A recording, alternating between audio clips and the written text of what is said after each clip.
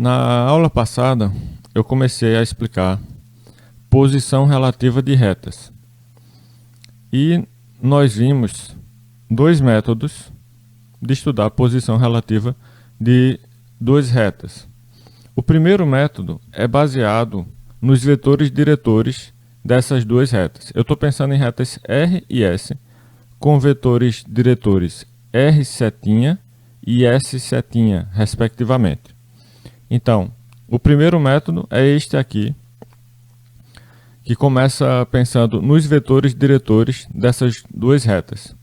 Se os vetores diretores forem LD, então você vai poder concluir que as retas são paralelas. Porque vetores diretores sendo LD significa que eles são paralelos. E os vetores diretores dão as direções das retas, né? O vetor diretor de R dá a direção da reta R. O vetor diretor de S também dá a direção da reta S. Então, se eles forem paralelos, as retas vão ser paralelas também. Aí, sabendo que as retas são paralelas, você só precisa verificar se elas são distintas ou coincidentes. E para isso, basta pegar um ponto de qualquer uma dessas retas e ver se esse ponto também está na outra reta. Certo? Por exemplo, o ponto A é um ponto da reta R. Isso foi dito aqui em cima. Tá? R é uma reta que passa pelo ponto A com vetor diretor R setinha. E S é uma reta que passa pelo ponto B com vetor diretor S setinha. Então, A pertence a R e B pertence a S. Aí você pega, por exemplo, o ponto A da reta R e vê se esse ponto também pertence à reta S. Se sim, então quer dizer que elas são paralelas e têm um ponto em comum. Se são paralelas e têm um ponto em comum, então elas são coincidentes. Aí, se você pegar esse ponto da reta R, for verificar se ele pertence à reta S e concluir que não pertence à reta S, isso significa que essas retas não são coincidentes. Para duas retas paralelas, você só tem duas possibilidades. Ou elas são coincidentes, ou elas são distintas. Se forem distintas, não tem nenhum ponto em comum. Caso contrário, se não forem distintas, você sabendo que elas são paralelas, elas precisam ser coincidentes, ou seja, precisam ter todos os pontos em comum. Por isso que é fácil, a partir da informação de que elas são paralelas, concluir se elas são uma coisa ou outra. Se elas são distintas, caso em que elas serão disjuntas, não terão nenhum ponto em comum, ou se elas são coincidentes, caso em que elas são, na verdade, a mesma reta. Então, possuem todos os pontos em comum. Bom, então isso é uma possibilidade, né? O par formado pelos vetores diretores dessas retas é LD. Outra possibilidade é que esse par seja LI, o que significa dizer que os vetores diretores dessas retas não são paralelos. Nesse caso, as retas não vão ser paralelas, então vão poder ser concorrentes ou reversas. Para saber se ocorre uma coisa ou outra, você vai observar essa tripla ordenada de vetores aqui. Você pega o vetor diretor da reta R, vetor diretor da reta S e um vetor que vai de um ponto da reta R até um ponto da reta S. Aí você verifica se essa tripla ordenada é LI. Se for LI, então as retas são reversas, como mostra essa figura aqui. Dizer que a tripla RSAB é LI significa dizer que esses três vetores não são coplanares. Mas se eles não forem coplanares, as retas RS também não serão coplanares, como mostra a figura aqui, né? Certo? Então, quando as retas RS não são coplanares, elas são reversas. Certo? Agora, se essa tripla ordenada RSAB for linearmente dependente, for LD, então você vai poder concluir que as retas RS estão no mesmo plano, como mostra essa outra figura aqui. Certo? Aí você já sabe que elas não são paralelas. E agora você acabou de concluir que elas estão no mesmo plano. Duas retas não paralelas que estejam no mesmo plano necessariamente serão concorrentes. Bom, então com isso a gente consegue uma conclusão sobre a posição relativa de duas retas.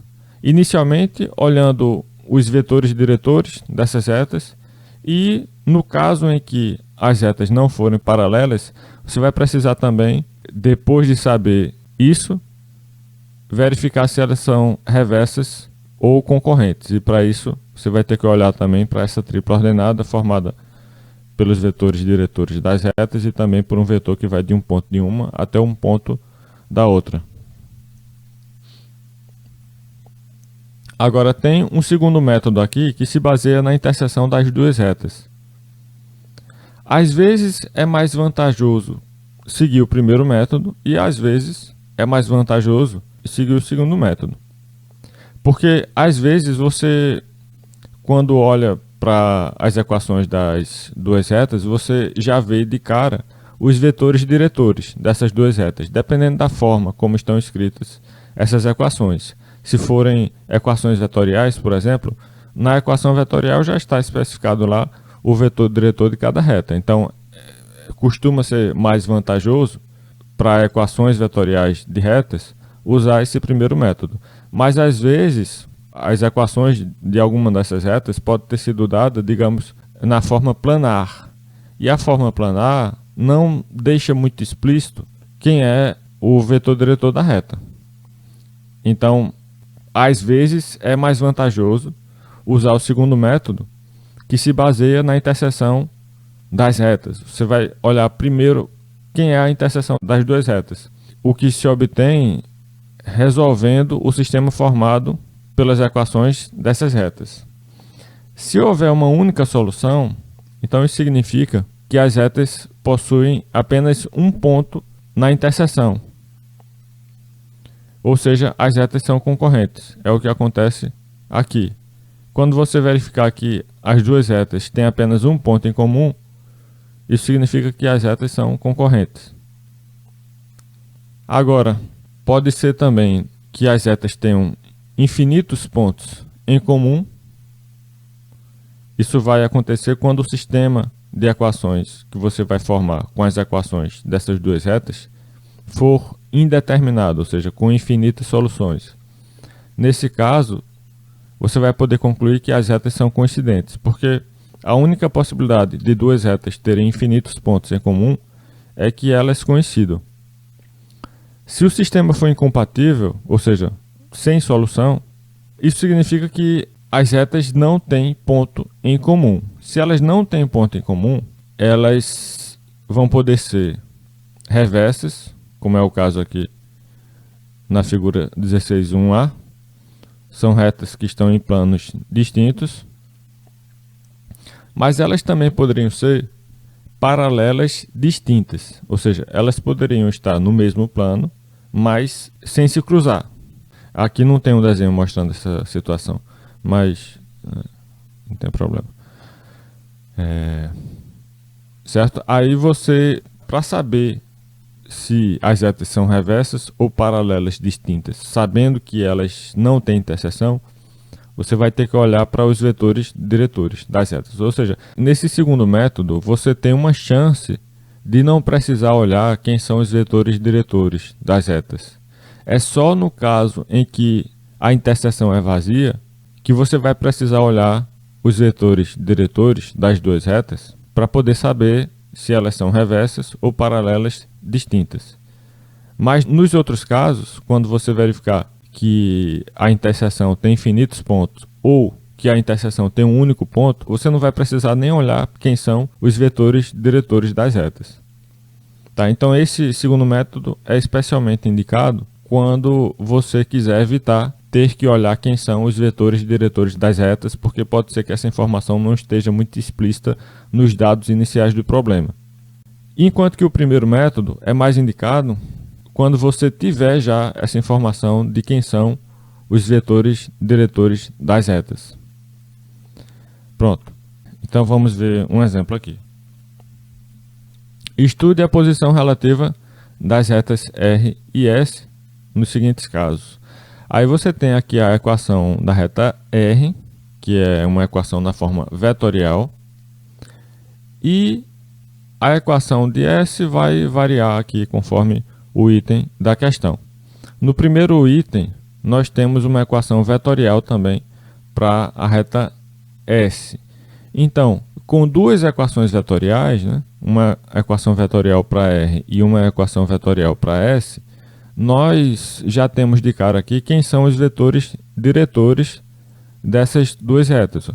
0, 1, 3 é um vetor diretor da reta R e 1, 1, 1 é um vetor diretor da reta S. Então, como a gente já sabe quem são os vetores diretores, é mais indicado usar o primeiro método, certo? Que é esse aqui,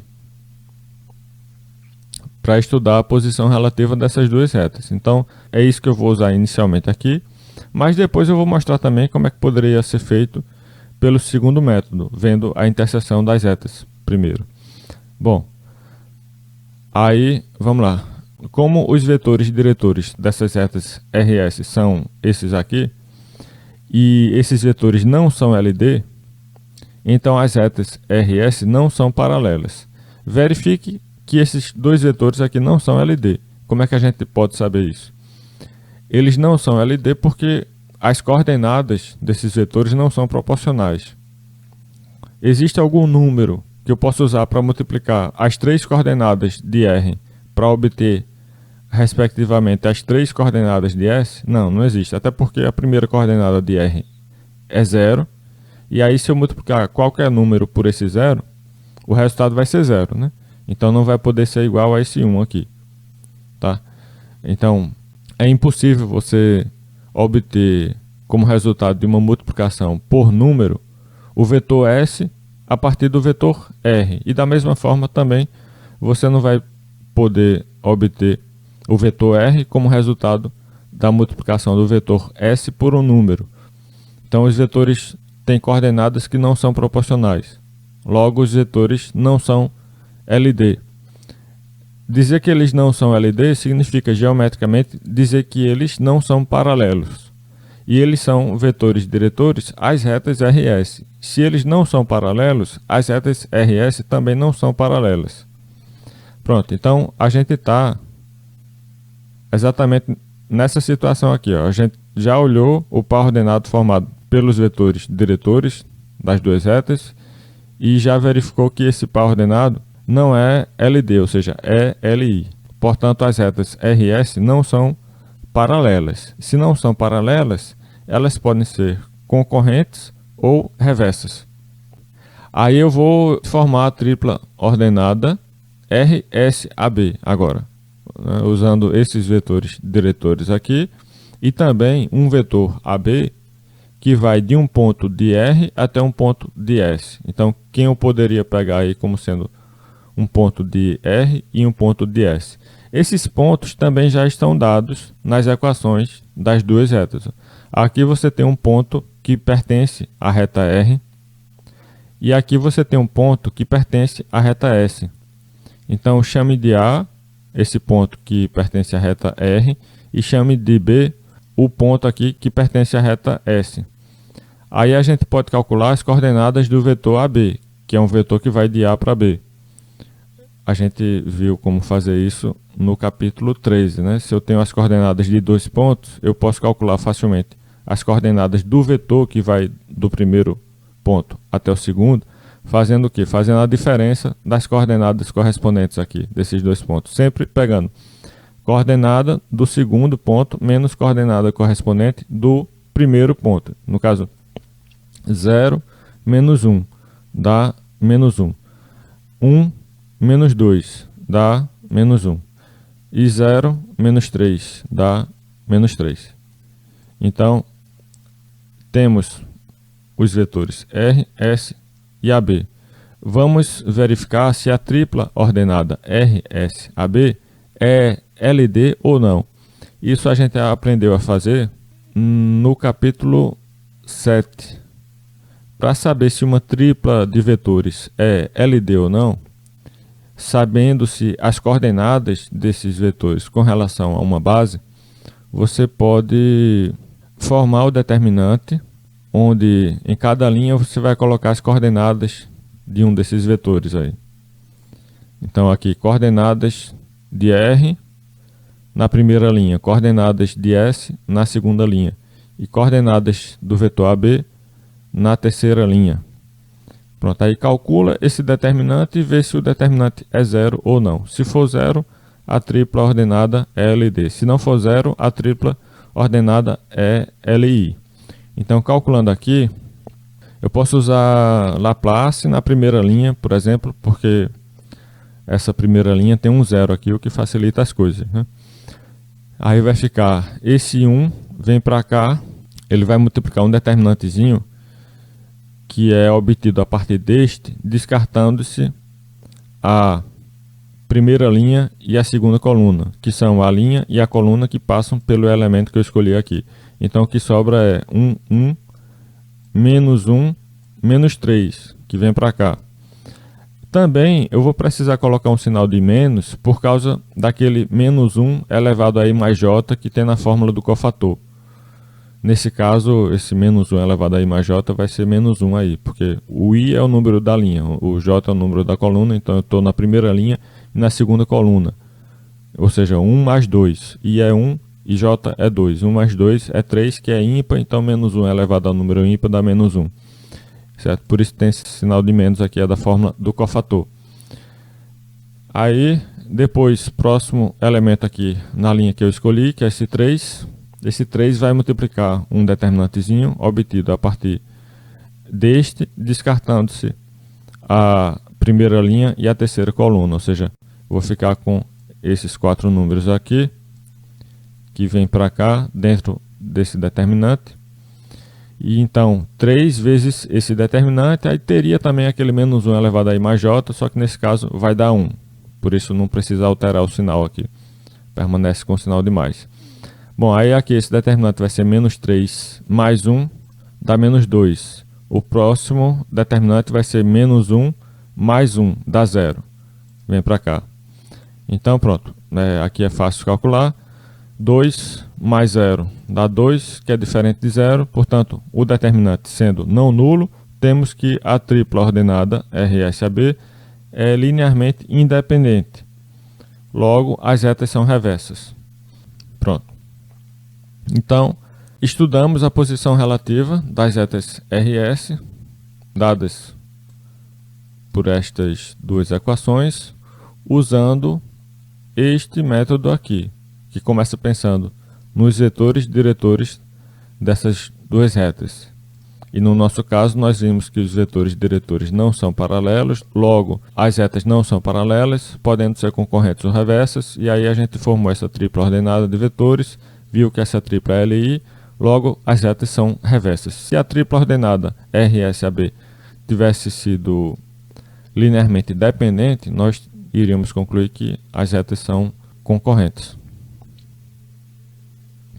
A gente pode também fazer esse item usando a segunda estratégia, que se baseia na interseção das duas retas. Eu vou mostrar aqui como é que poderia ser feito, apesar de que não é a melhor estratégia nesse caso, já que nós tínhamos de início os vetores diretores, né, das duas retas. Então isto sugere usar a primeira estratégia.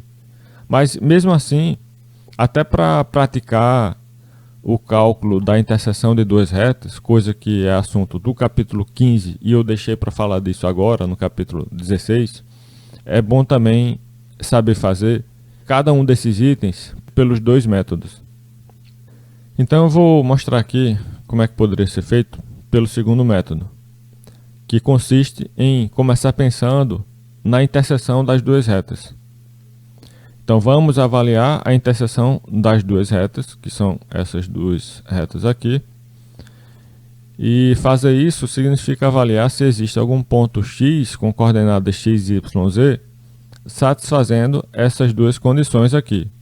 Ou seja, ele pode ser dado por uma expressão desta forma, correspondendo à expressão que aparece no segundo membro da equação dada para R. E ele também pode ser dado por uma expressão desta forma, correspondendo à expressão que aparece no segundo membro da equação dada para S.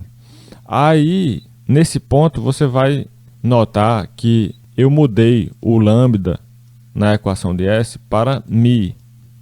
por que eu fiz isso. A explicação para isso eu coloquei aqui numa nota de rodapé. Eu estou explicando com base na lógica, porque quando a gente escreve assim, x igual a um ponto mais lambda multiplicando um vetor, e diz que essa é a equação da reta R, na verdade o que a gente está querendo dizer é que um ponto x pertence a essa reta R se e somente se existe algum lambda tal que x é igual a essa expressão consistindo na soma, né, de um ponto com lambda vezes um vetor. Então, cada vez que a gente escreve uma equação de reta assim na forma vetorial, está implícito aqui um quantificador existencial como este. Existe um lambda real. E esse existe, ele deixa em aberto quem é o lambda, né? Existe algum, você não sabe qual, mas existe. Da mesma forma, a equação da reta S vai ter lá um lambda que está ligado a um quantificador existencial também. Existe um lambda tal que x é igual a soma de ponto com lambda vezes um vetor. Tá? Aí, quando você faz a interseção dessas duas retas, você forma esse sistema aqui, né, para ver qual é o ponto em comum a essas duas retas. Existe algum ponto na interseção dessas duas retas? Existe algum ponto que pode ser dado por uma expressão deste tipo e também pode ser dado por uma expressão deste tipo? Em outras palavras, você está se perguntando se existe algum ponto x que satisfaz essa condição e também satisfaz essa outra condição. Então, você está querendo saber se existe algum ponto x que satisfaz essa conjunção lógica. Isso aqui é um I, aquele conectivo I que a gente estudou na primeira aula. Isso aqui não é produto vetorial, apesar de o símbolo ser o mesmo, né? Nós estudamos o produto vetorial e vimos que a notação utilizada pelo livro é esta também, é a mesma notação que a gente usa para conectivo I, mas aí pelo contexto você vai saber quando é produto vetorial e quando é o conectivo I. Enfim, aí se você der uma olhada naquele material de lógica de predicados que eu disponibilizei para vocês, vocês vão ver uma partezinha lá onde eu falo sobre esse conectivo I ligando duas proposições quantificadas com existe. Eu não posso, a partir daqui, concluir isso aqui, ó.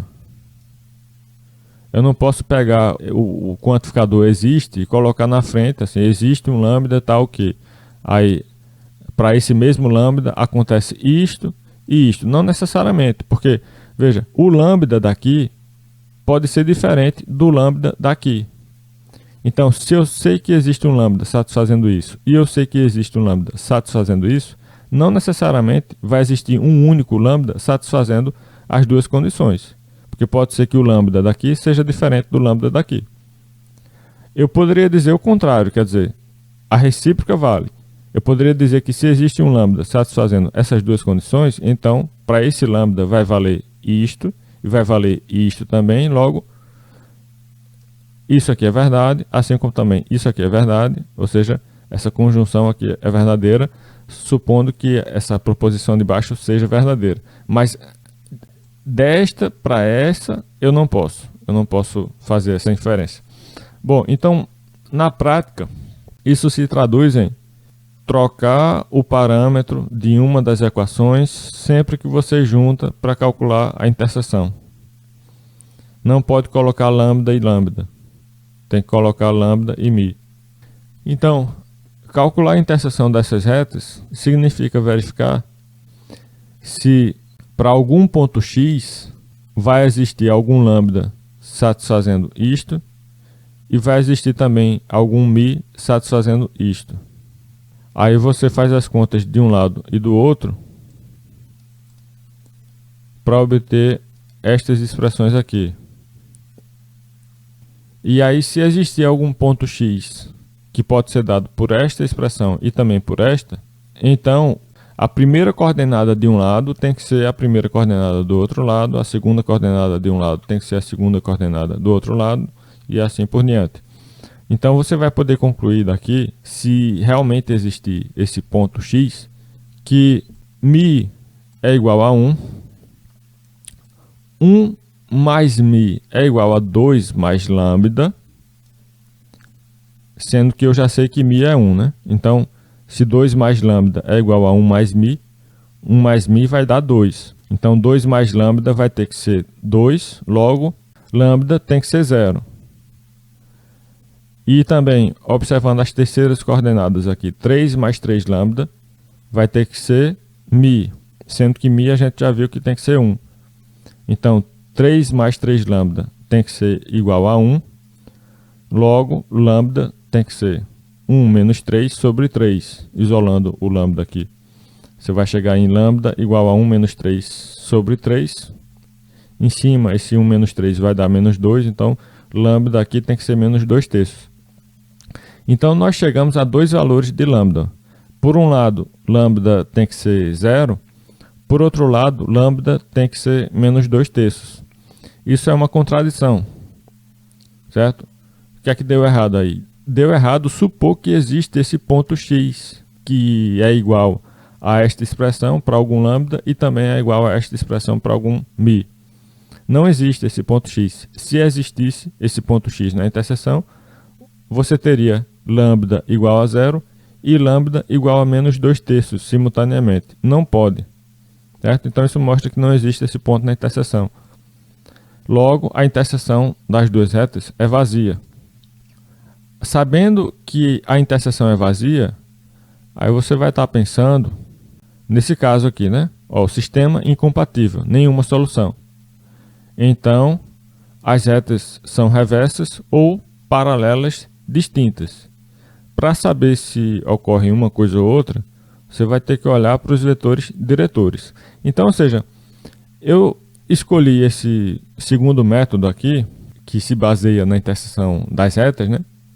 E aí chegou um ponto em que eu precisei olhar também para os vetores diretores das duas retas. Mas se no final das contas eu precisei olhar para os vetores diretores das duas retas, eu poderia ter feito isso logo no início, né? Eu poderia ter usado a primeira estratégia. Por isso que nesse caso, a primeira estratégia é melhor, né? Você meio que fez um arrudeio aqui, porque a vantagem desse segundo método seria não precisar olhar para os vetores diretores, até porque nem sempre eles vão estar dados explicitamente no problema. Mas, como eu disse, eu estou mostrando esse segundo método, mesmo sem ser o mais indicado para esse caso. O mais indicado seria o primeiro método. Tá? Aí, bom, vimos pelo segundo método que a interseção das retas é vazia, então as retas não se intersectam, logo as retas podem ser reversas ou paralelas distintas. Para saber se são reversas ou paralelas distintas, eu observo os vetores diretores das duas retas, que são estes aqui. Basta olhar as equações, né, das duas retas. Aqui, o 0, 1, 3 é o vetor diretor da reta R, está aqui, 0, 1, 3. E 1, 1, 1 é o vetor diretor da reta S. Então, eu vou me perguntar se esses vetores são paralelos, no caso LD ou não, né? Se os vetores forem LD, então isso significa que as retas são paralelas. E como a gente já sabe que a interseção das retas é vazia, a gente poderia concluir que as retas são paralelas distintas, se esses vetores aqui fossem LD. Mas no caso eles são LI, porque as coordenadas não são proporcionais. Eu já comentei sobre isso. Sendo LI, esses vetores aqui sendo LI, isso significa que as retas são reversas. É a única possibilidade de você ter retas que não se intersectam, né, cujos vetores diretores não são LD. É essa possibilidade aqui, as retas sendo reversas. Se a interseção é vazia e os vetores diretores não são LD, são LI, então as retas são reversas. Então a gente chegou na mesma conclusão, né, que a gente tinha chegado pelo primeiro método, que as retas são reversas. Bom, letra B. Nós temos essas duas retas aqui, RS, que estão dadas na forma vetorial. Então, nós sabemos quem são os vetores diretores dessas duas retas. Portanto, a melhor estratégia, nesse caso, é a primeira, que consiste em começar observando justamente esses vetores diretores aqui, que no caso são linearmente dependentes, porque as coordenadas deles são proporcionais. Certo? Isso nos diz que esses vetores são paralelos e, consequentemente, as retas RS são paralelas. Aí o que a gente precisa fazer em seguida é avaliar se essas retas que a gente já sabe que são paralelas distintas ou paralelas coincidentes. Então, para isso, vamos verificar se algum ponto de uma das retas pertence a outra. Qualquer ponto de qualquer uma dessas retas. Pegue esse ponto e veja se esse ponto também pertence a outra. Então, por exemplo, considere este ponto 1, 2, 3, que pertence à reta R. Como é que eu sei que esse ponto pertence à reta R? A equação da reta R é esta e a gente vê aqui justamente esse ponto 1, 2, 3, certo? Sempre quando é dado uma equação vetorial para uma reta, esse ponto que aparece aqui somado a lambda vezes um vetor, esse ponto pertence a essa reta, sempre, tá? Então, sabemos que esse ponto A pertence à reta R e queremos avaliar se ele também pertence à reta S, certo? Então, a questão é essa: A pertence a S, sim ou não? A reta S é dada por esta equação vetorial. Então, a equação vetorial nos diz o quê? Nos diz que um ponto pertence à reta S se somente se existe algum lambda real, tal que esse ponto pode ser dado por essa expressão aqui. Então, por exemplo, no caso do ponto A, o ponto A pertence a S se somente se existe um lambda real, tal que esse ponto A, que está aqui, ó, pode ser dado por essa expressão aqui. Aí eu faço as contas no segundo membro, reescrevo desse jeito o segundo membro, comparo o segundo membro com o primeiro membro, chego nesse sistema de equações aqui, ó, e sempre repetindo existe lambda, etc. Porque a questão aqui é essa, a questão é saber se existe esse lambda satisfazendo essas equações aí. E aí eu vou vendo o que é que essas equações estão nos dizendo, né? Vou reescrevendo essas equações de uma forma que fique mais fácil avaliar se existe esse lambda ou não. Então, reescrevendo aqui esta equação e também esta outra, né, isolando lambda, nós obtemos o seguinte: ó, esta é equivalente a esta, que nos diz que lambda é igual a menos 1/2. E esta é equivalente a esta, que nos diz que lambda é igual a menos 1/2. Ou seja, termina que essas duas equações, no fundo, são a mesma equação, estão nos dizendo a mesma coisa, certo? E a de cima não influi em nada aí, porque é sempre verdadeira. No fim das contas, o que esse sistema aqui está nos dizendo é isto. No sentido que essas três equações implicam esta, e a recíproca também é verdadeira, quer dizer, a partir desta você pode chegar aqui. A partir de lambda igual a menos 1/2, você pode deduzir que 1 é igual a 1, até porque isso é sempre verdade. Pode deduzir também esta equação, basta substituir menos 1/2 no lugar de lambda, e pode deduzir esta outra equação também, substituindo menos 1/2 no lugar de lambda. Então, essas três equações são consequências desta, e reciprocamente esta é consequência dessas três. Basta isolar o lambda nas duas últimas equações aqui. Bom, então terminamos chegando à seguinte equivalência. O ponto A pertence à reta S se somente se existe um lambda real, tal que lambda é igual a menos 1/2. Pronto. Então, para saber se o ponto A pertence à reta S, basta avaliar se existe esse lambda aqui. Existe algum número real que é igual a menos 1/2? Sim. É evidente que sim. É o próprio menos 1/2, né? É claro que existe um lambda real, tal que lambda é igual a menos 1/2. Qual é o lambda? Lambda igual a menos 1/2. Pronto. Então, isso aqui é verdadeiro. Logo, A pertence a S. Então, eu acabei de verificar que o ponto A, que eu já sabia que pertencia à reta R, também pertence à reta S. Certo? Então, essas retas R e S possuem o ponto A em comum.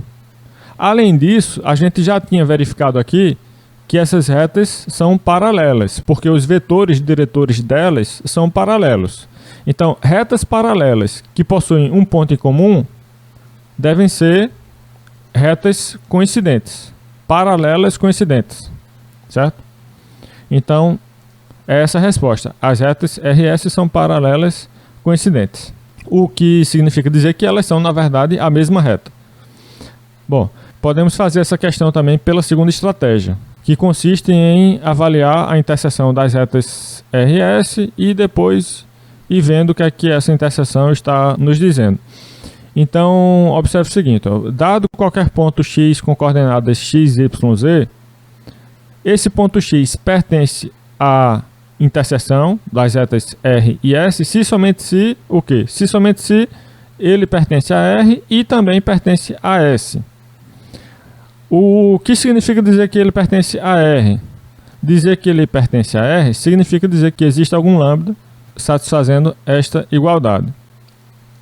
E dizer que ele pertence a S significa dizer também que existe algum lambda satisfazendo esta igualdade.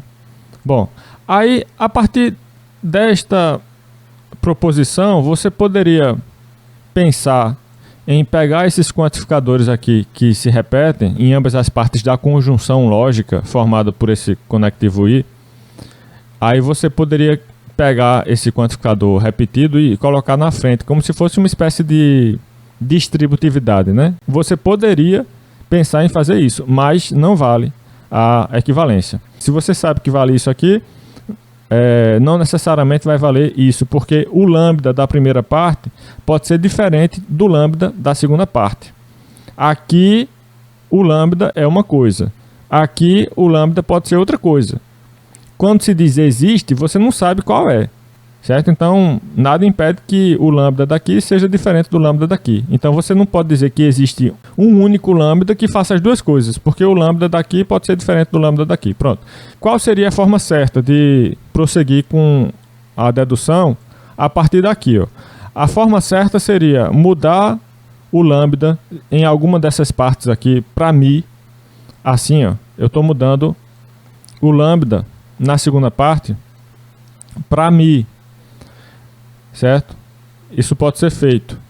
E agora eu posso pegar esses dois quantificadores aqui, existe lambda e existe mi, e colocar aqui na frente, ó. Existe lambda e existe mi, tais que valem essas duas igualdades aqui, certo? Perceba que, ó, tem um mi agora na segunda parte, tem um mi onde antes tinha lambda, ó. O que a gente quer saber é isso, né? Se existem lambda e mi satisfazendo essas duas igualdades aqui. Aí a gente reescreve essas duas igualdades, vendo o que elas querem nos dizer. Eu estou reescrevendo assim, ó, de forma mais concisa, com x no meio, de um lado um ponto com suas coordenadas em função de lambda, do outro lado um ponto com suas coordenadas em função de mi, e comparando esses dois lados, chegamos neste sistema de equações, ó. 1 tem que ser a primeira coordenada de x, que tem que ser 1, então chegamos nessa equação aqui. 2 mais lambda tem que ser a segunda coordenada de x, que é y, e tem que ser também esse 3 mais 2mi, etc. Pronto, então isso nos dá essas três cadeias de igualdades. Eu tinha parado aqui na outra vez que eu estava explicando essa questão, mas desconsidere essa parte, eu vou apagar agora. Tem um caminho melhor para a gente fazer.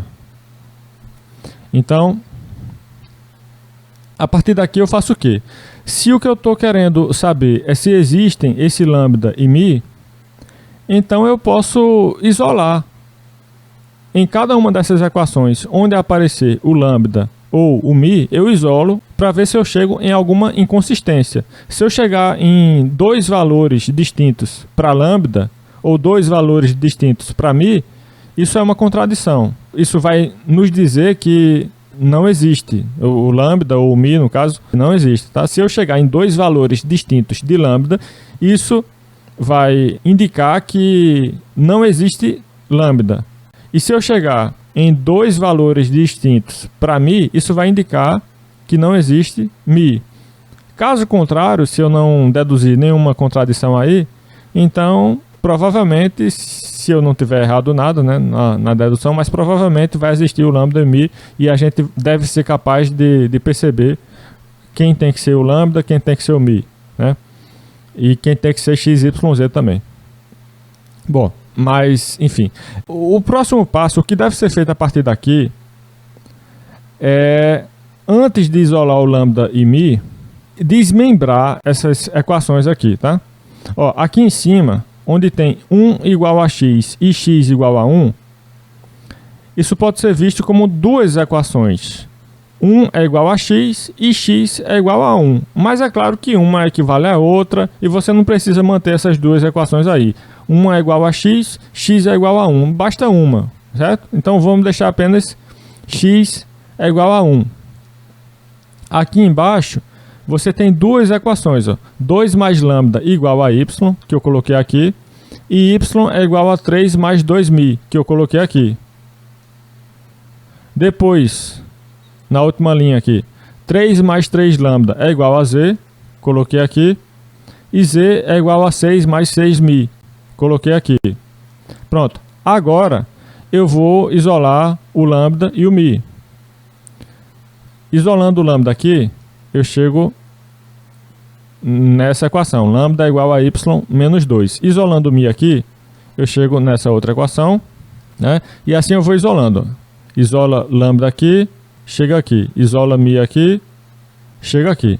Certo? Cheguei em alguma contradição até agora? Aparentemente não, né? Assim, se tem alguma contradição, não está muito claro até agora, né? Mas vamos prosseguir. Se lambda tem que ser y menos 2 e lambda também tem que ser z menos 3, tudo isso sobre 3, então quer dizer que y menos 2 tem que ser z menos 3, tudo isso sobre 3, né? Então pega essa expressão e iguale a esta. Você vai terminar chegando nesta igualdade aqui, tá? Para o mi a mesma coisa. Se mi tem que ser isto e mi também tem que ser isto, então essas duas expressões aqui tem que ser iguais. Aí eu chego nesta equação aqui, tá? É fácil perceber que isto implica isto. Reciprocamente, se você sabe que vale essa igualdade, então você pode pegar esse valor, que é o valor comum dessas duas expressões, e chamar de lambda. Se vale essa igualdade, então a expressão de um lado dá o mesmo valor da expressão do outro lado. Eu pego esse valor comum dessas duas expressões e chamo de lambda. Então eu vou ter que lambda é igual a isto e lambda é igual a isto também. Também na outra equação aqui, né? Se vale essa igualdade, então quer dizer que o valor dessa expressão é o mesmo valor da expressão do outro lado. Aí eu pego esse valor e chamo de mi. Tá? Então mi vai ser isso e mi vai ser também isso aqui. Então, quer dizer, a volta é clara. Se valem essas duas equações, então vai existir o lambda, dado por essas duas equações, e vai existir também o mi, dado por essas outras duas equações aqui. Bom, então, por meio desta equivalência, eu cheguei aqui, e com isso, eu eliminei os quantificadores. Aqui, ó, desapareceu o lambda e mi. Se essas três igualdades forem verdadeiras, vai existir o lambda e o mi. E se existirem o lambda e o mi satisfazendo isto, então essas três igualdades serão verdadeiras. Então a partir de agora fica muito mais fácil, porque eu não preciso mais me preocupar com a existência de lambda e de mi. Eu só preciso resolver esse sistema que eu tenho aqui. Aí aqui é fácil. Simplifica cada uma dessas equações. Estou mostrando aqui como é que faz. Não tem nenhuma novidade. Eu estou isolando o y. Certo? Nessas duas equações daqui eu estou isolando o y. Então isso todos vocês sabem fazer. Aí eu chego nessas duas equações. Quando eu chego aqui, aí eu percebo que na verdade essas duas equações valem por uma só. Porque basta dividir o numerador e o denominador dessa fração aqui por 2, ó, você obtém a outra fração que aparece na equação acima, né? Então, no lugar dessas duas, basta colocar esta, que y é igual a z mais 3, tudo isso dividido por 3, tá? É claro que vale esta equivalência aqui, quer dizer, isto equivale a isto. Pronto, então, toda essa cadeia de equivalências, ó, que a gente construiu está conectando duas condições. A condição de x pertencer à interseção das retas RS com a condição dada por esse sistema de equações, tá? Ou seja, o ponto x com coordenadas x, y, z pertence à interseção das duas retas RS se somente se essas coordenadas x, y, z desse ponto satisfazem esse sistema de equações.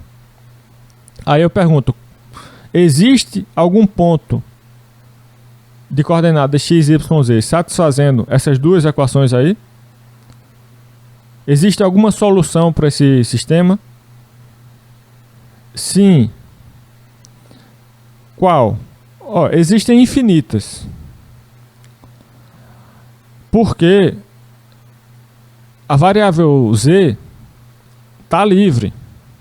Você tem y em função de z. E o x está fixo. O x você já sabe que é 1. O y está em função de z.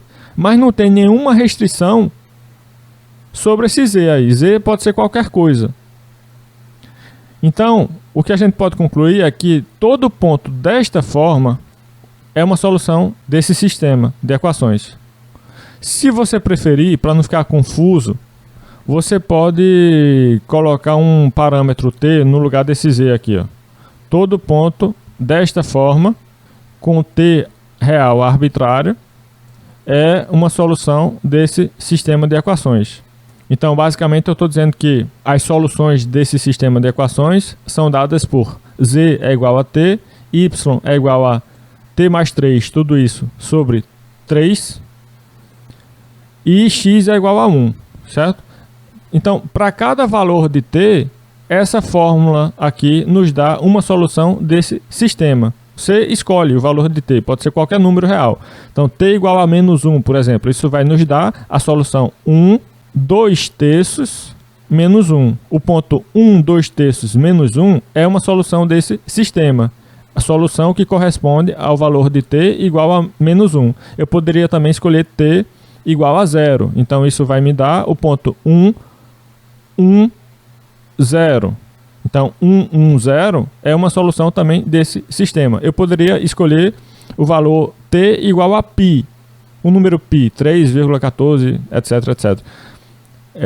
Usando esse valor de t, eu vou ter a solução 1, π mais 3 sobre 3, π. Esse ponto, 1, π mais 3 sobre 3, π, é uma solução também desse sistema. Então, tem infinitos, porque eu posso escolher t como eu quiser, certo? T é qualquer valor real.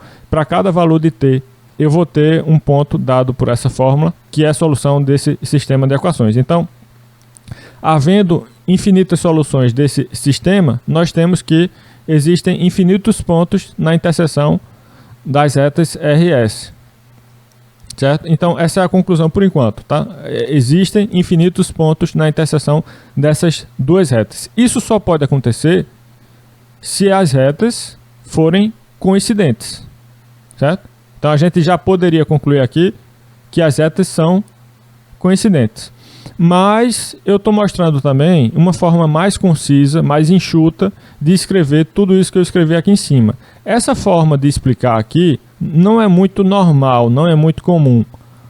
Mas eu quero fazer desse jeito para mostrar o que é que está por trás das contas que poderiam ser escritas de uma maneira mais enxuta, dessa forma, por exemplo.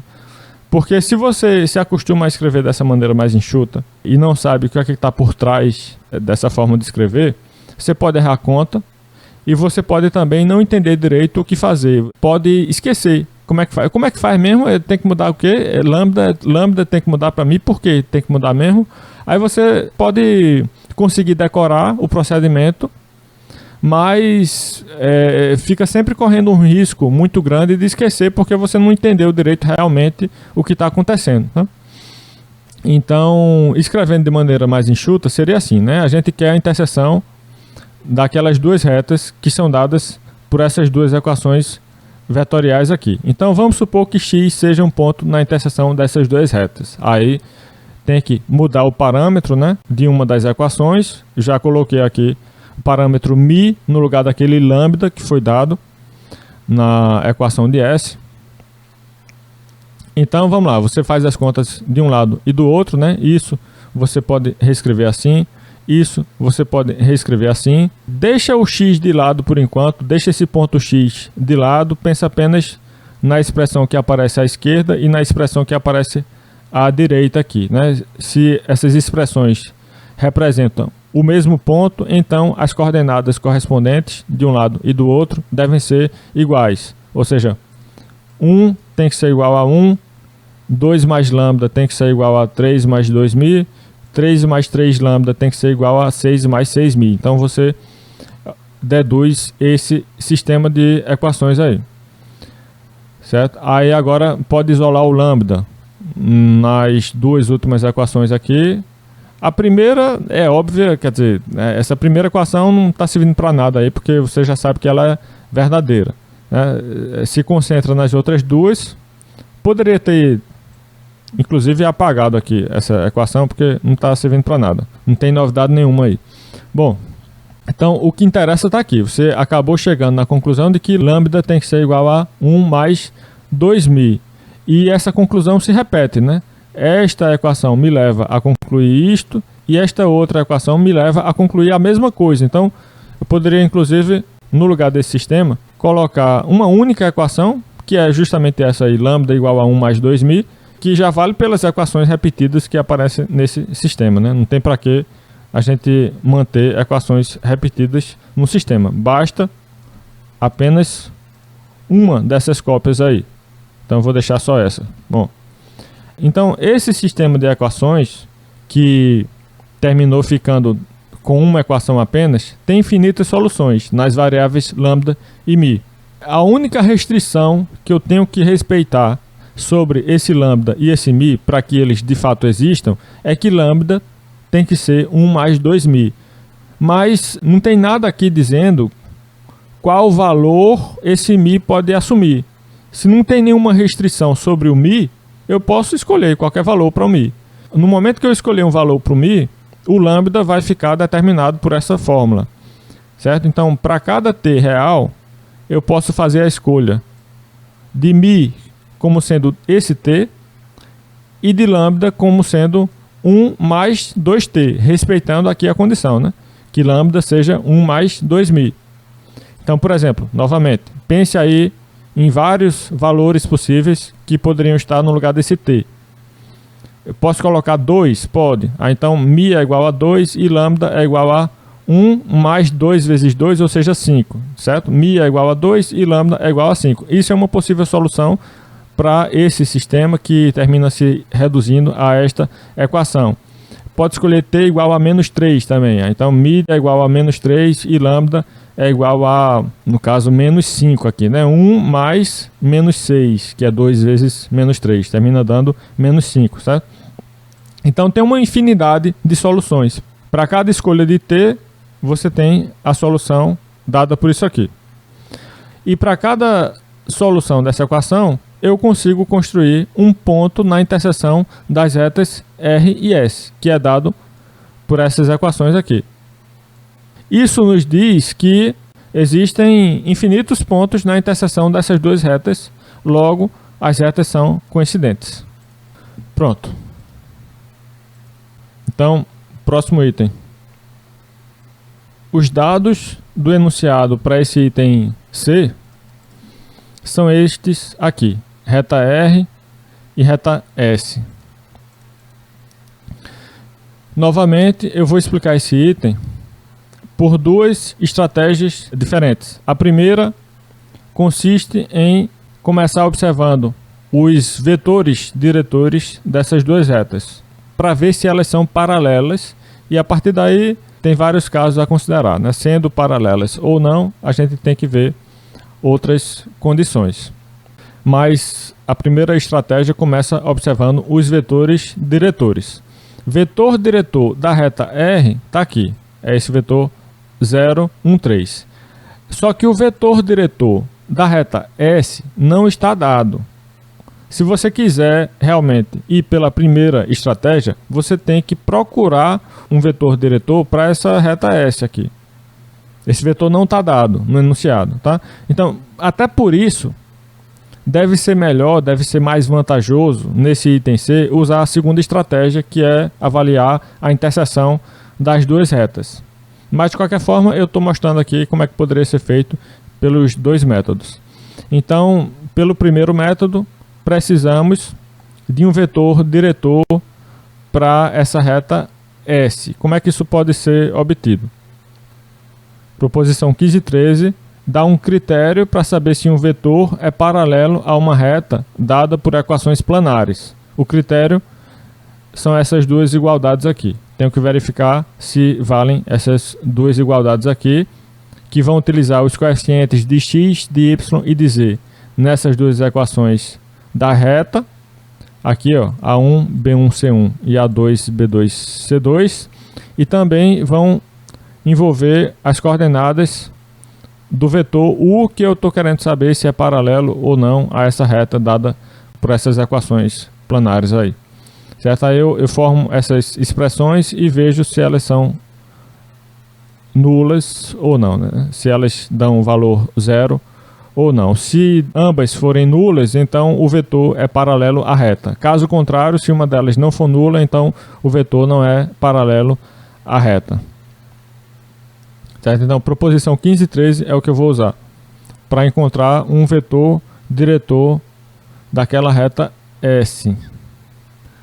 Então, de acordo com a proposição 15 e 13, temos esse vetor S com coordenadas M, N, P. Se for um vetor diretor da reta S, vai ter que satisfazer essas duas equações que vêm lá da proposição 15 e 13. Veja que eu estou pegando aqui os coeficientes, ó, de x, de y e de z nessas duas equações aqui, ó, e usando como coeficientes que vão multiplicar m, n, p, que são as coordenadas do vetor S, certo? Ó, 1, 1, 1 são os coeficientes aqui, que eu vou utilizar multiplicando m, n e p, tá? Embaixo os coeficientes são 1, menos 1, menos 1. Aí eu uso esses coeficientes aqui. Observe que os termos independentes das equações aqui da reta desaparecem. Eu não quero os termos independentes, não. Eu só quero os coeficientes de x, de y e de z, que eu vou utilizar aqui multiplicando m, n, p, respectivamente. Aí, essas equações nos ajudam a encontrar um vetor diretor para essa reta. Ou seja, as soluções não nulas desse sistema são vetores diretores desta reta. Então, a gente pode somar essas duas equações para poder cancelar esses termos envolvendo n e p. Somando aqui m mais m é 2m. Cancela os termos envolvendo n e p. E do outro lado, 0 mais 0 é 0 mesmo. Então, 2m é igual a 0. Logo, m é igual a 0. Agora, quem deve ser n e p? Você pega o m aqui, que acabou de encontrar o valor, né? M igual a 0. E joga em qualquer equação dessas, você vai terminar concluindo que n é igual a menos p.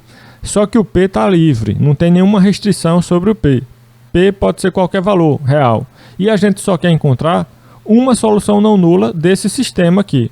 O nosso objetivo é encontrar um vetor diretor dessa reta, né? Que é o quê? É uma solução não nula desse sistema. Se eu só quero uma solução e eu posso escolher o valor de p, então eu vou pegar, por exemplo, p igual a 1, né? Tendo em mente que a solução que me interessa é uma solução não nula. Então, já começo escolhendo aí o p não nulo, p igual a 1, por exemplo, que já me garante que o vetor que vai ser formado a partir dessa escolha é não nulo, né? Aí, então, se p é igual a 1, como n tem que ser menos p, n vai ser menos 1.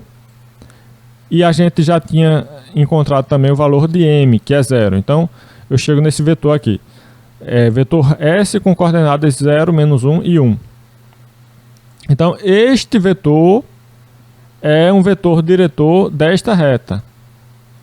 Enquanto que um vetor diretor para a reta R já está dado aqui na equação dela. Na equação da reta R, porque essa equação é vetorial. Então, vetor 0, 1, 3 é um vetor diretor da reta R. Tá? Então, agora a gente já tem os vetores diretores das retas RS.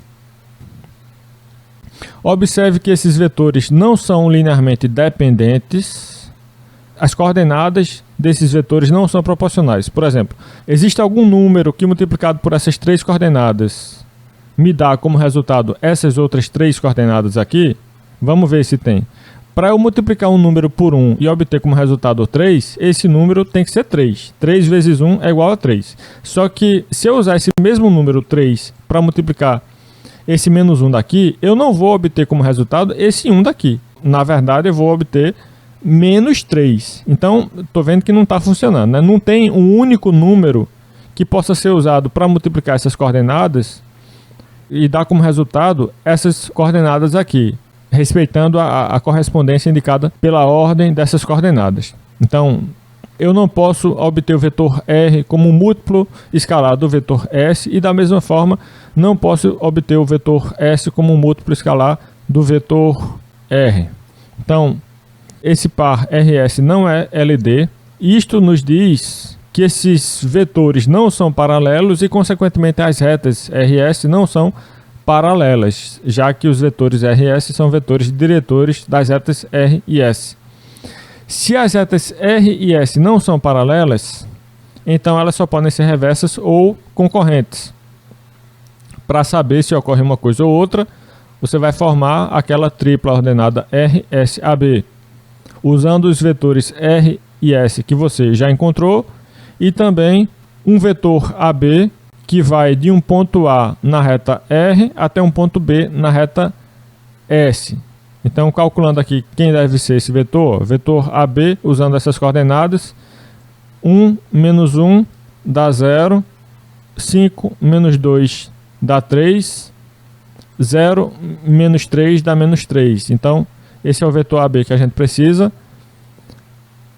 E aí, vamos ver se essa tripla ordenada é LI ou LD. Faz o determinante aqui, ó, coordenadas do vetor R, coordenadas do vetor S e coordenadas do vetor AB.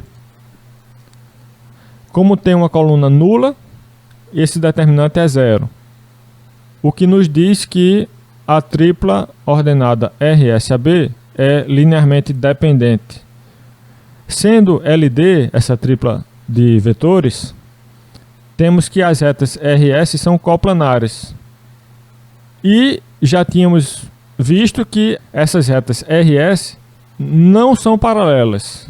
As retas RS não são paralelas porque seus vetores diretores não são LD. Tá? Então, o que a gente está concluindo é que as retas R e S não são paralelas e as retas RS são coplanares, pelo fato dessa tripla RSABC-LD. Tá? Então, duas retas não paralelas, porém coplanares, tem que ser retas concorrentes, que é a situação mostrada nessa figura aqui. Retas coplanares, porque estão no mesmo plano, mas não paralelas. Portanto, são retas que se cruzam num único ponto. A segunda estratégia é mais indicada para esse caso aqui, porque os dados iniciais do problema não nos davam os vetores diretores dessas duas retas, né? Tínhamos esta equação vetorial para R e esta equação planar para S. Então, a princípio, não sabemos quem é o vetor diretor de S. Então, vamos calcular a interseção dessas duas retas. Isso se faz sempre, né? Lembrando que a interseção das retas consiste nos pontos que pertencem a ambas, simultaneamente. Então, vamos tentar entender as condições necessárias e suficientes para que um ponto x de coordenadas x, y, z no espaço pertença à interseção dessas duas retas. Então, um ponto x pertence à interseção de RS se somente se pertence a R e pertence a S. A condição para pertencer a R pode ser escrita assim, tendo em vista as equações paramétricas da reta R, que são facilmente obtidas a partir da equação vetorial de R. Veja, a partir da equação vetorial de R, que foi a equação dada nos dados iniciais do problema, né, é fácil obter as equações paramétricas dessa reta. Eu já expliquei como é que faz isso, mas lembre-se que esse ponto x aqui é um ponto com coordenadas x, y, z. E você pode comparar as coordenadas desse ponto com as coordenadas do ponto que aparece no segundo membro dessa igualdade, que podem ser facilmente calculadas também, né, usando aquelas fórmulas que a gente aprendeu no capítulo 3. Então, as coordenadas aqui no lado direito vão ser 1 sozinho aqui, porque seria somado com lambda vezes 0, mas termina, né, ficando só 1 mesmo. Por isso tem esse x igual a 1 aqui, ó. X é a primeira coordenada no lado esquerdo e 1 é a primeira coordenada no lado direito aqui, nessa expressão. O 1 vai ser a primeira coordenada. Segunda coordenada desse ponto x é y. E segunda coordenada dessa expressão no segundo membro vai ser quem? Vai ser 2 mais lambda. Então tá aqui. Y tem que ser igual a 2 mais lambda. Terceira coordenada de x é z. E no segundo membro, terceira coordenada dessa expressão vai ter que ser 3 mais lambda vezes 3, ou seja, 3 mais 3 lambda. Portanto, z tem que ser igual a 3 mais 3 lambda. Então, esta é uma condição necessária e suficiente para que o ponto x pertença à reta R, tendo em vista as equações paramétricas de R, que são facilmente obtidas da equação vetorial de R. Por outro lado, temos também aqui, né, uma condição necessária e suficiente para que o ponto x pertença à reta S. De acordo com as equações planares dadas para a reta S, né, o ponto x pertence a S se somente se essas equações aqui são ambas satisfeitas para as coordenadas x, y e z desse ponto x. Então, agora eu vou juntar. Eu posso passar essas duas equações nas variáveis x, y e z para dentro do sistema ao lado, que envolve também o parâmetro lambda, porque isso equivale a uma operação lógica que eu expliquei naquele slide da primeira aula lá de lógica de predicados, né? Isso aqui é uma proposição que não depende de lambda. E ao lado você tem uma proposição da forma existe lambda tal que alguma coisa acontece, tá? Então, como essa partezinha aqui não depende de lambda, você pode passar para dentro dessa outra aqui. Cada um desses sistemas de equações aqui podem ser vistos como conjunções lógicas. Quer dizer, aqui a gente tem x igual a 1 e y igual a 2 mais lambda e z igual a 3 mais 3 lambda, certo? É um i aqui, é um i de 3 condições. E aqui também tem outro i do lado de fora com esse i dessas duas equações aqui, tá? Então, resumindo, pega essas equações e passa para dentro desse sistema. Você vai ficar com esse sistema agora com 5 equações dentro do quantificador envolvendo a variável lambda. Tá. Se você preferir, você pode se preocupar mais com as implicações indo e deixar para pensar depois nas implicações voltando. Não é muito fácil estabelecer uma cadeia de equivalências lógicas. Às vezes é mais fácil você pensar na ida para deixar a volta para depois. É sempre importante aqui pensar na ida e na volta, mesmo que você faça primeiro uma coisa, depois a outra, mas tem que pensar na ida e na volta, porque eu quero uma condição necessária e suficiente para que um ponto pertença à interseção. Por exemplo, cheguei aqui numa solução possível, né? Quer dizer, isso aqui é um ponto que eu só posso concluir que está na interseção se eu souber que valem as implicações voltando. Essa implicação, por exemplo, não é voltando, é só indo, né? Certo? Como é que eu sei que esse ponto está realmente na interseção? Eu só posso garantir isso se eu olhar para essas equivalências aqui, perceber que vale tanto a ida quanto a volta, de fato. E também, nessa parte onde eu coloquei apenas a implicação indo, eu precisaria também verificar que vale a volta. É isso que pode me garantir que o ponto 1, 2, 3 pertence à interseção. Se eu tiver as setas apenas indo, eu não vou poder dizer que o ponto 1, 2, 3 pertence à interseção. O máximo que eu vou poder dizer é que se existe algum ponto na interseção, esse ponto na interseção tem que ser este. Mas ninguém falou que tem algum ponto na interseção. Uma coisa é você dizer que se existe algum ponto na interseção, esse ponto tem que ser o ponto 1, 2, 3. Outra coisa é você dizer que realmente o ponto 1, 2, 3 pertence à interseção. São coisas bem diferentes. Então, enfim, vamos pensar temporariamente aqui mais na ida, porque é mais fácil, para depois a gente pensar na volta. Certo? Ou seja, se eu sei que existe um lambda satisfazendo essas 5 equações, o que é que eu posso deduzir a partir daí?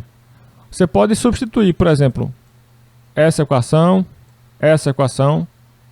e essa nas duas últimas equações do sistema aqui, que envolvem x, y e z. Então, substitua essas expressões aqui para x, y e z, respectivamente, nessas duas equações. Tá? Então, fazendo estas substituições na quarta equação, eu vou obter esta. Fazendo estas substituições na quinta equação do sistema, eu vou obter esta outra igualdade. As 3 primeiras equações aqui, eu posso repetir. É bom repetir, porque isso vai nos dizer alguma coisa sobre x, y e z. Tá? Se você vier daqui para cá, ignorando essas 3 primeiras equações, você vai estar perdendo a conexão que existe do x, do y e do z com o lambda, que você está querendo saber quem tem que ser. Deixa essas 3 primeiras equações aí, apenas repete essas 3 primeiras equações e substitui essas 3 primeiras equações nas equações abaixo, que são essas duas. Então você vai ficar com este sistema. Simplificando as duas últimas equações, você vai terminar chegando aqui, ó. Tá? Então, aqui você já sabe que o lambda tem que ser 0. Quer dizer, se existe realmente um lambda real satisfazendo essas 5 condições aqui, esse lambda tem que ser 0. Porque aquelas 5 condições implicam estas. Então, se eu já sei que o lambda tem que ser 0, eu posso descartar esse lambda da história aí. Posso passar daqui para cá. Observe que essa equivalência é válida tanto a ida quanto a volta. Porque se existe um lambda satisfazendo isto, é claro, está escrito aqui ó, que o lambda tem que ser 0. Né? Aí você substitui o valor de lambda nas 3 primeiras equações e isso vai lhe dar os valores de x, y, z que são mostrados aqui abaixo. X tem que ser 1, y tem que ser 2 e z tem que ser 3. De trás para frente, quer dizer, pensando na volta agora, se você sabe que x é igual a 1, y é igual a 2 e z é igual a 3, eu posso afirmar que existe um lambda real satisfazendo essas 5 condições aqui? Sim, porque as condições envolvem, inclusive, dizer que esse lambda tem que ser 0. Né? Aí eu verifico que, de fato, se x é igual a 1, y é igual a 2 e z é igual a 3, então existe um lambda real, que é justamente esse 0 aqui, tal que essas 3 equações aqui são satisfeitas. Como eu sei que x é igual a 1, y é igual a 2, z é igual a 3 e lambda igual a 0, basta substituir aqui nessas 3 equações e você verifica que cada uma delas é verdadeira. Portanto, tanto eu posso vir daqui para cá, quanto eu posso deduzir a condição de cima a partir da de baixo. Tá? Então, eu só não concluí ainda a volta dessa implicação, deixei para concluir depois. Quando eu chego aqui e verifico que se existe um ponto na interseção das duas retas, então este ponto tem que ter coordenadas 1, 2, 3, aí eu posso finalmente verificar que o ponto de coordenadas 1, 2, 3 realmente pertence à interseção. É uma coisa que você tem que fazer à parte se você não garantiu a volta de uma dessas implicações. Como eu não garanti, nesse passo aqui, eu não garanti a volta. Né? Por quê? Porque não é tão imediato aqui, tá? Que isto implica isto, não é tão imediato não. A não ser que você perceba que nesse ponto o lambda tem que ser 0. Aí dá para concluir a de cima, porque basta colocar lambda igual a 0 aqui, e você verifica que dá tudo certo, né? Para lambda igual a 0, dá tudo certo. Mas nesse ponto não era tão óbvio que valia a volta dessa implicação, porque justamente eu só vim perceber que o lambda tinha que ser 0 quando eu cheguei aqui, né? Certo? Aí, por isso eu deixo para verificar a volta dessa implicação depois. Então, quando chegar aqui, finalmente, vamos verificar se esse ponto 1, 2, 3 pertence à interseção das duas retas. Aí, de fato, qual é a condição para que um ponto pertença ou não à interseção das duas retas, né? A condição necessária e suficiente para que um ponto pertença à interseção das duas retas é esta aqui, né? Que pertença à primeira reta e que pertença à segunda reta. Aí você pode substituir os valores de x, de y e de z naquela condição. Estou substituindo aqui, né? Quero verificar especificamente para o ponto 1, 2, 3. Então, estou colocando 1 no lugar de x, 2 no lugar de y e 3 no lugar de z. Tanto nessa primeira parte, que corresponde à condição do ponto pertencer à reta R, quanto na segunda parte, que corresponde à condição do ponto pertencer à reta S. Eu coloco x igual a 1, y igual a 2 e z igual a 3. Aí verifico que ambas são verdadeiras. Ó. A primeira é verdadeira considerando o lambda igual a zero, quer dizer, existe de fato esse lambda real satisfazendo essas três equações, basta tomar lambda igual a zero. E a segunda equação aqui também é verdadeira, basta fazer as contas. 1 mais 2 mais 3 é realmente 6 e 1 menos 2 menos 3 é realmente menos 4. Tá? Então, de fato, as retas R e S se intersectam num único ponto, que é o ponto 1, 2, 3. E, consequentemente, as retas R e S são concorrentes. Novamente, eu poderia escrever isso tudo aqui de uma maneira mais concisa, tá? Mas eu acho que não vai dar nem tempo de mostrar isso aqui. Mas seria basicamente daquela forma que eu mostrei aqui atrás, né? Mais ou menos assim, tá? Você meio que ignora o x, o y e o z, pensa apenas no lambda e no mi. Aí simplificaria a escrita, mas também não quer dizer que ajudaria, porque eu não sei se você, escrevendo de forma mais concisa, vai realmente entender o que está acontecendo. E se não entender o que está acontecendo, pode ser também que erre, né? Justamente por não saber o que é que está acontecendo.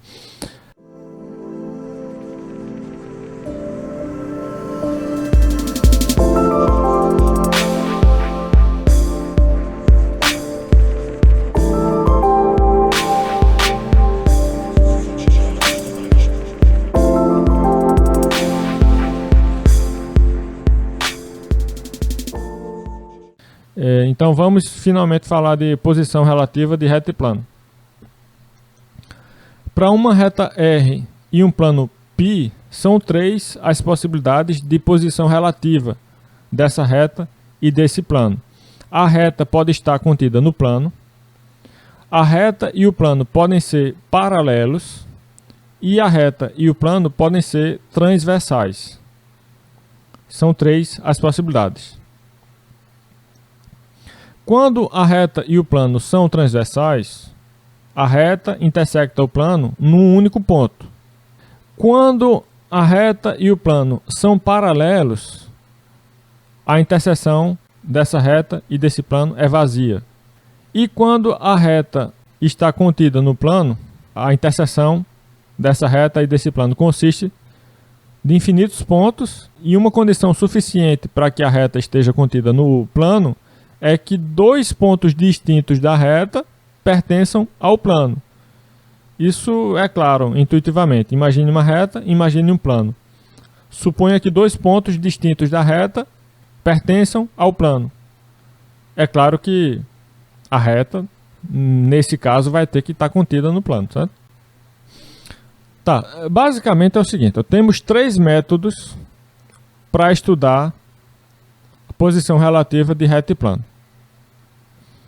O primeiro método se baseia na proposição 1421, que dá um critério para saber quando um vetor é paralelo a um plano. Aí você pega o vetor diretor da reta R e aplica essa proposição 1421 para este vetor, que é o vetor diretor da reta R, e para o plano π.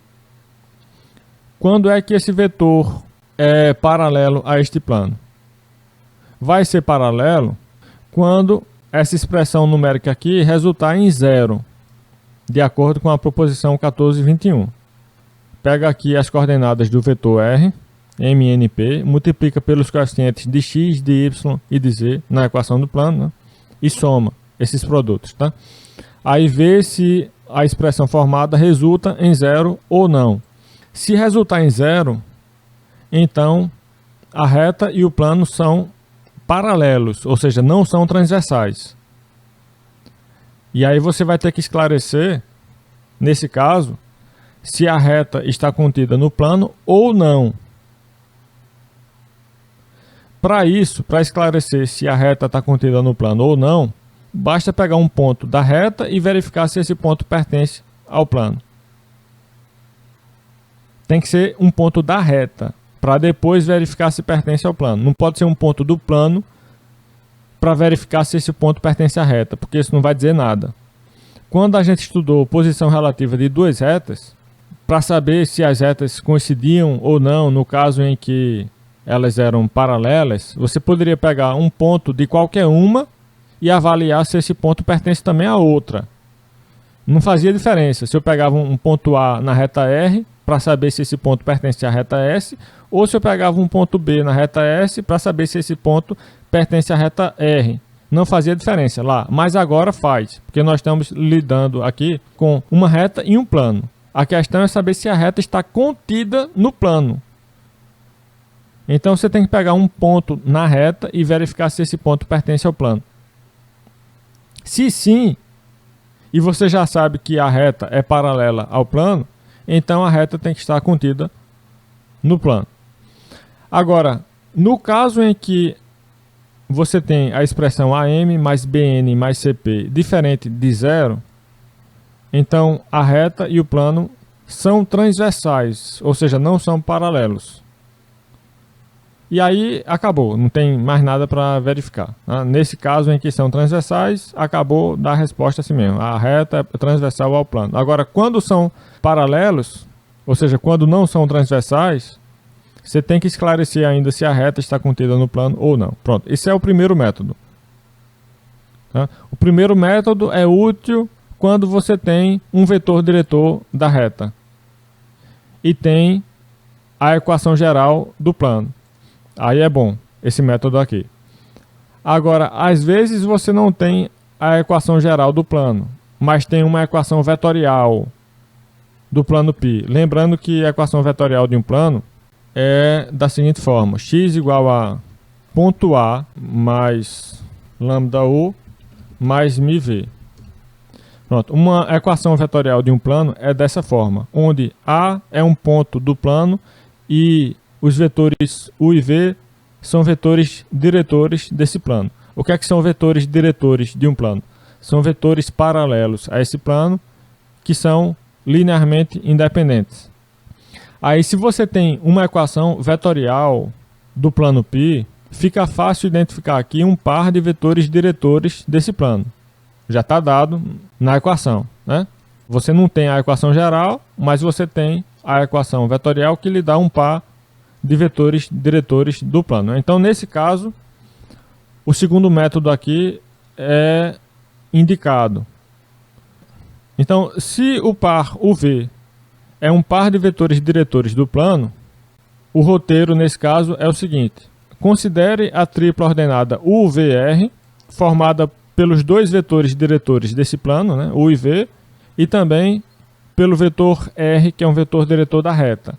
Se essa tripla ordenada for LI, então você vai ter essa situação aqui, ó. Vetor diretor da reta não é paralelo a nenhum plano que passa por representantes dos vetores U e V. Ou seja, os vetores UVR não são paralelos ao mesmo plano e, consequentemente, a reta R não é paralela ao plano π. Certo? Então, nesse caso, você vai dizer que a reta e o plano são transversais, no caso em que essa tripla ordenada UVR for LI. No caso em que essa tripla ordenada UVR for LD, você vai ter que a reta e o plano não são transversais, ou seja, são paralelos. E aí você vai precisar distinguir duas possibilidades aí, né? A reta pode estar contida no plano e também a reta pode não estar contida no plano, sendo disjunta dele. Para saber se ocorre uma coisa ou outra, você pega um ponto na reta R e vê se esse ponto pertence ou não ao plano π. Sabendo que a reta é paralela ao plano, pegue um ponto na reta R. Se esse ponto na reta R pertencer ao plano π, você vai ter essa situação aqui, que é a reta R está contida no plano π. Caso contrário, se qualquer ponto na reta R não pertencer ao plano π, Então você vai ter essa outra situação aqui. A reta é paralela ao plano, só que é disjunta do plano. Não tem nenhum ponto na interseção da reta com o plano, certo? Nesse caso aqui. E tem um terceiro método, que é o método da interseção, né, que consiste em determinar primeiro a interseção da reta com o plano e interpretar os resultados obtidos sob o ponto de vista da posição relativa. Por exemplo, se você verificar que a interseção da reta e do plano consiste de um único ponto, isso vai indicar que a reta é transversal ao plano. Ocorre essa situação daqui. Se você verificar que a interseção da reta com o plano consiste em infinitos pontos, então você vai saber que a reta está contida no plano. É essa situação aqui. E se você verificar que a interseção é vazia, então a reta é paralela, disjunta do plano. Pronto. Vamos estudar a posição relativa de R e π nos seguintes casos. Temos aqui no item A uma reta dada por equações paramétricas e um plano dado por uma equação geral. Primeira estratégia funciona como? Eu tenho que aplicar a proposição 1421, né, para saber se essa reta R é paralela ao plano π. Aí eu pego aqui um vetor diretor da reta, e isso pode ser obtido pelos coeficientes do lambda nas equações paramétricas aqui dessa reta. Os coeficientes do lambda são 1, menos 1 e 1.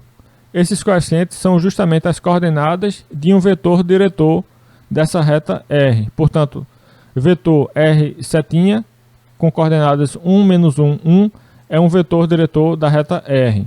Para aplicar a proposição 1421, eu preciso também dos coeficientes de x, y e z na equação geral do plano. Então, são os coeficientes 1, 1 e menos 1. Aí agora eu formo esta expressão aqui, ó. Deixa eu indicar mais claramente o que é que eu estou fazendo aqui, ó. Coordenadas do vetor R são M, N, P, tá? É um vetor diretor da reta R. E o plano π é o plano dado por esta equação, que também pode ser escrita assim. Então, eu estou pensando em M como sendo 1, N como sendo menos 1, P como sendo 1, A como sendo 1, B como sendo 1, C como sendo menos 1. E eu quero fazer o quê? Eu quero calcular a expressão AM mais BN mais CP. Aqui, ó. AM é o quê? AM é 1 vezes 1. Está aqui. BN é 1, que vem daqui, vezes menos 1, que vem daqui. Está aqui, BN. CP é menos 1, que vem daqui, vezes esse 1 daqui. Então, que fica assim. Bom, aí avalia essa expressão, vai dar 1 menos 1, ou seja, menos 1, que é diferente de zero. Então, isto nos diz que o vetor R não é paralelo ao plano π, pelo fato dessa expressão AM mais BN mais CP ser diferente de zero.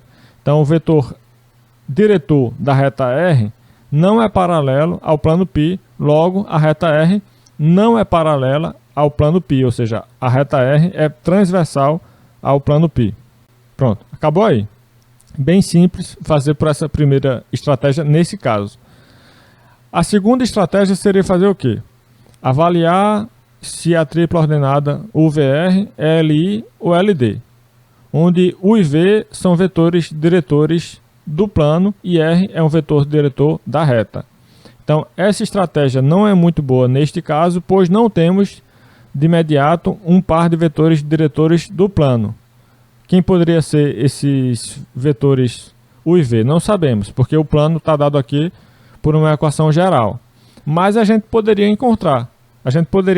Vetores U e V, que são vetores diretores desse plano.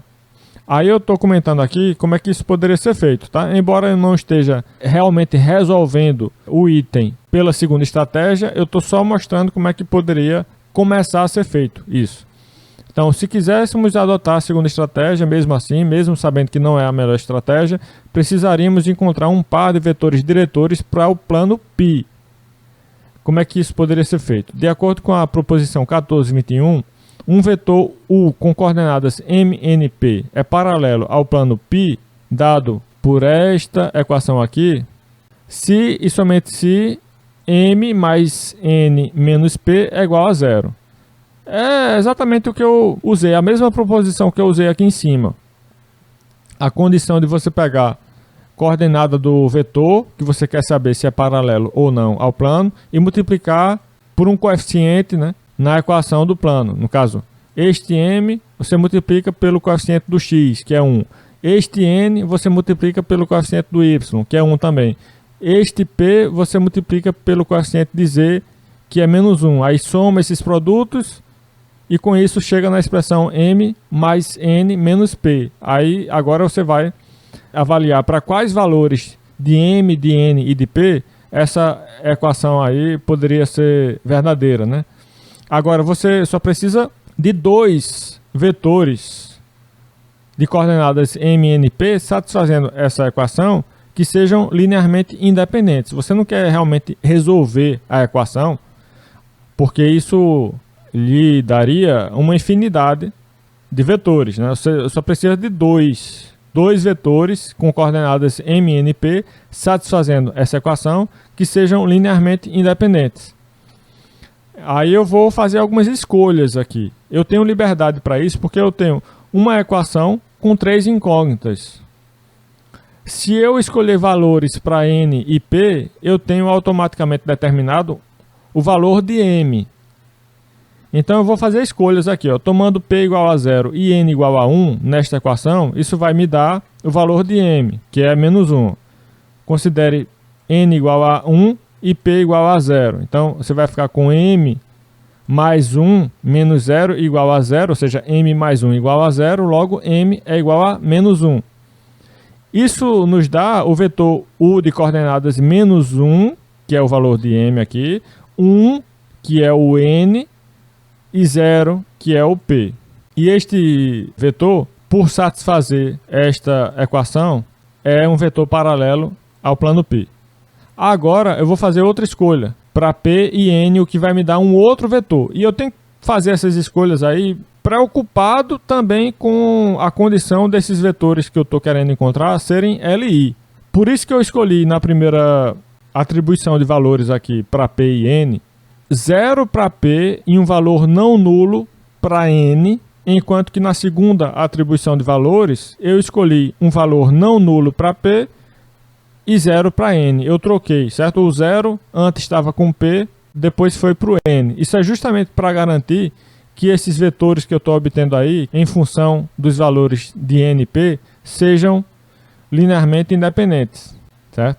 Assim, tem toda uma teoria de álgebra linear por trás disso, que não vem ao caso explicar tudo aqui, mas a dica que eu dou é essa. Se você quiser duas soluções de uma equação como esta, que correspondam a vetores linearmente independentes, faça escolhas de acordo com o grau de liberdade que você tiver e faça essas escolhas alternando a posição em que valores nulos aparecem para as variáveis às quais você está atribuindo valores. Por exemplo, o 0 apareceu no P aqui na primeira atribuição de valores, mas na segunda atribuição de valores o 0 apareceu no N.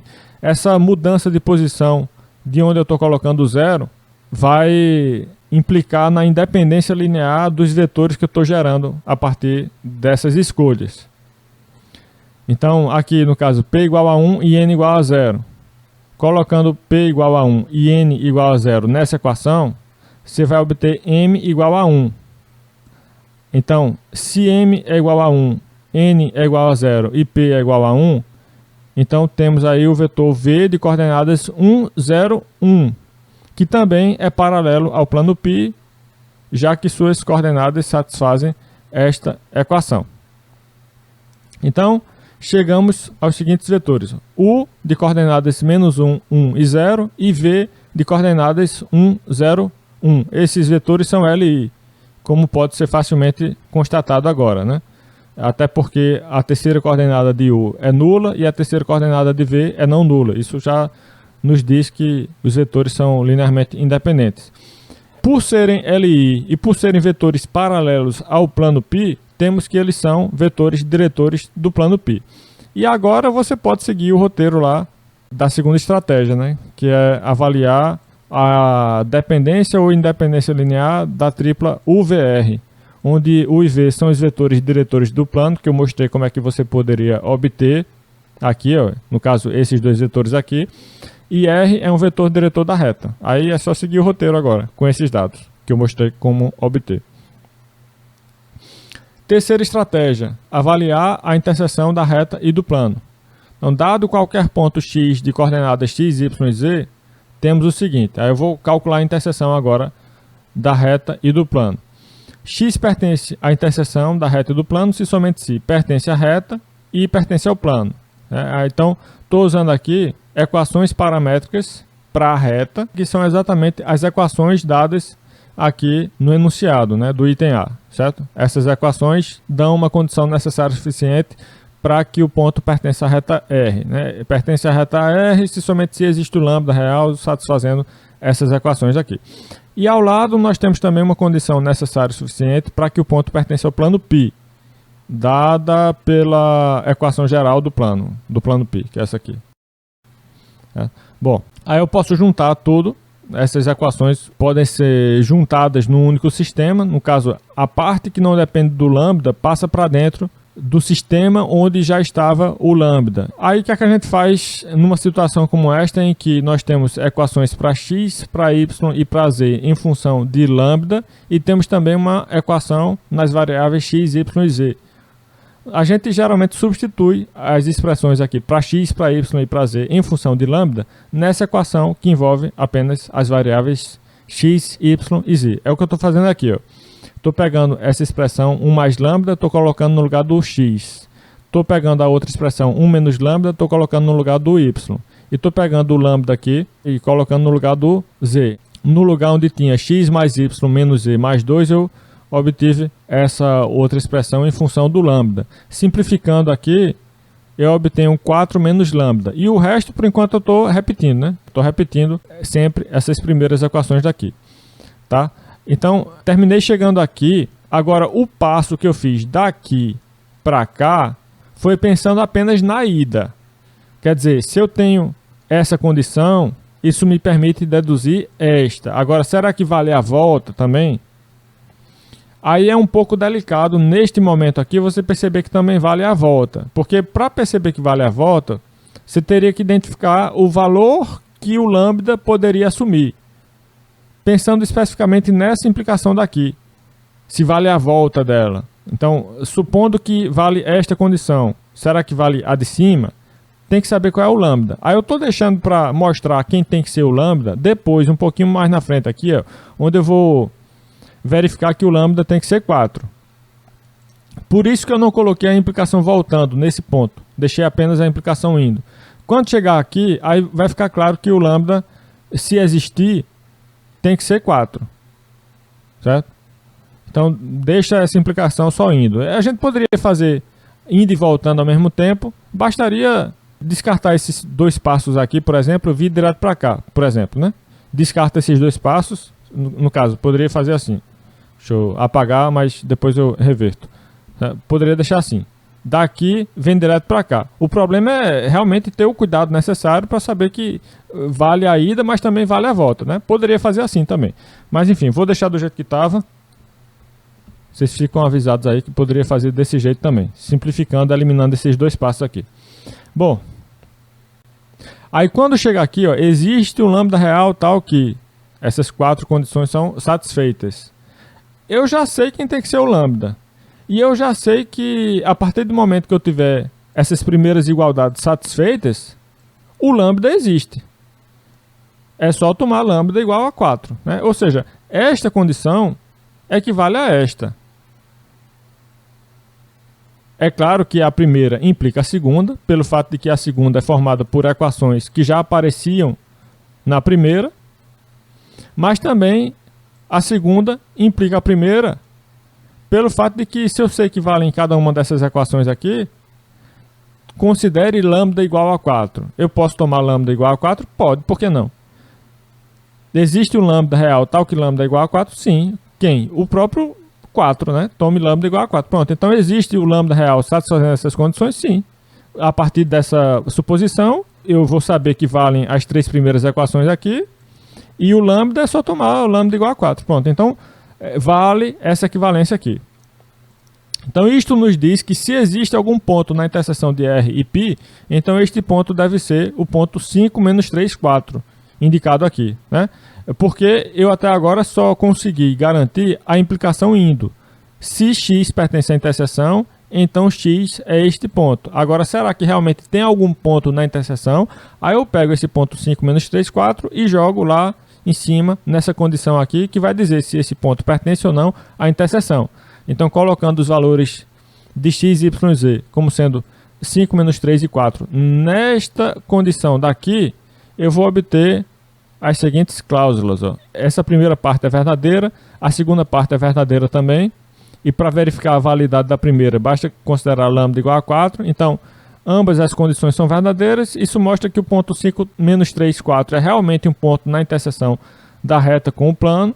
Portanto, essa reta é transversal a esse plano. Pronto. Fiz também o item A pela terceira estratégia.